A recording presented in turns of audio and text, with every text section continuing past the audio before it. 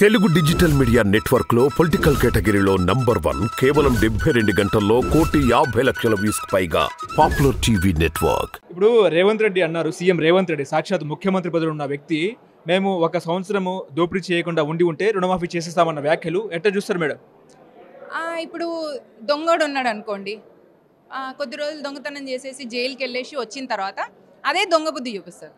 కాబట్టి కాంగ్రెస్లో ఉన్న ప్రతి ఒక్కరు కూడా దోపిడీ చేయడం, స్కాములు చేయడం ఇవన్నీ వాళ్లకు వెన్నతో పెట్టిన విద్య అన్నమాట. ఆ పార్టీ ఆఫీస్లోకి ఎంటర్ అవ్వగానే స్కామ్ ఎలా చేయాలి అనే జ్ఞానోదయం అదంతా కదా వచ్చేస్తుంది అనమాట.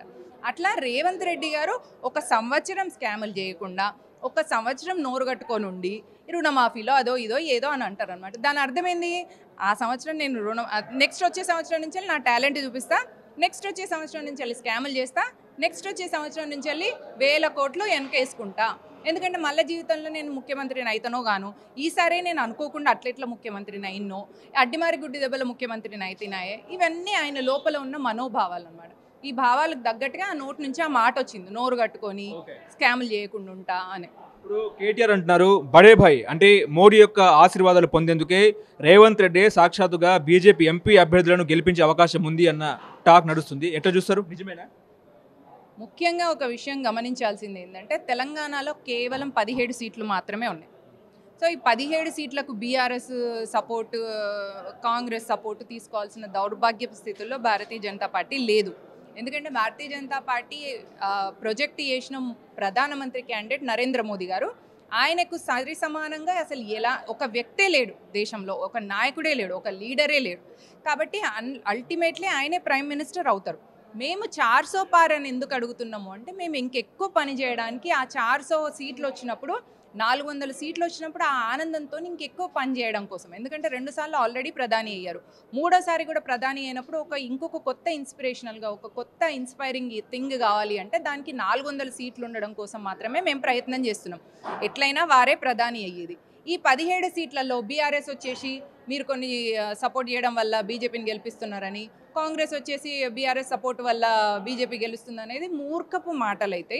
వీళ్ళ సపోర్ట్ మాకు అవసరం లేదు. వీళ్ళ సపోర్ట్ లేకుండానే ఈవెన్ తెలంగాణలో 17 సీట్లు పక్కన పెట్టినా కూడా నరేంద్ర మోదీ గారు ప్రధాని అవ్వడం అనేది ఖాయం.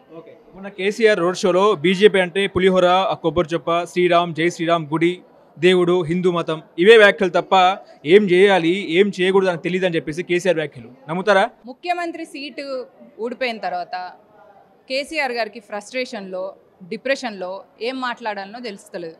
ఆయన వయస్సుకి విలువ ఇచ్చి మనం కామ్గా ఉండాల్సిందే తప్ప ఇంత కూడా ధర్మం పట్ల కానీ, ఏమంటారు, మన సంస్కృతి సాంప్రదాయాల పట్ల కానీ ఎలాంటి విలువ లేకుండా అట్లా నీచంగా మాట్లాడడం అనేది కేసీఆర్ యొక్క చరిత్రకే వదిలేసారు. అదే అక్షంతలను అనడం, అక్షంతలు మాత్రమే కాదండి, అక్షంతలు, జై శ్రీరాము, పులిహోర ఇవి హిందూ ధర్మానికి సంబంధించినవి. ఓకే, వీటిని తక్కువ చేసి మాట్లాడుతున్నాడు అనుకోవచ్చు. కేసీఆర్ ఎంత నీచమైన స్థితిలో ఉన్నాడు అంటే, సీఎంగా ఉన్నప్పుడు అక్కడ చైనా మనల్ని దంచి కొడుతుంది, అక్కడ ఏం బిక్తలేరు కానీ అని అనుకుంటున్నారు. చైనా దంచి కొడుతుంది ఎవరిని? జవాన్ని, ఈ దేశ ఆర్మీని. చైనా అక్కడ దంచి కొడుతుంది, అక్కడ చేత కాదు అంటే చేత కాదని ఎవరిని అంటున్నాడు ఈయన? ఆర్మీని అంటున్నావు. నీకు ఎంత ధైర్యం ఉంటే నువ్వు ఆర్మీని అంటావు?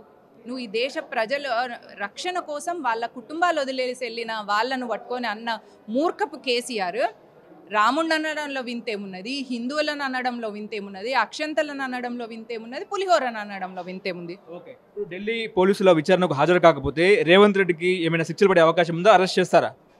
లీగల్ ప్రొసీజర్స్లో ఫేక్ వీడియో చేసినప్పుడు ఆ వ్యక్తి ఏ హ్యాండిల్ నుంచి చేసిండ్రు అనే దాన్ని బట్టి సైబర్ క్రైమ్ అనేది 100% వాళ్ళ మీద ఉంటుంది.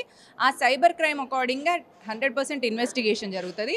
అది ముఖ్యమంత్రి కానీ, ఐఎన్సీ చీఫ్ అయినా కానీ, లేదా ఇటలీ మాత అయినా కానీ ఎవరినైనా కూడా వదిలే ప్రసక్తే లేదు.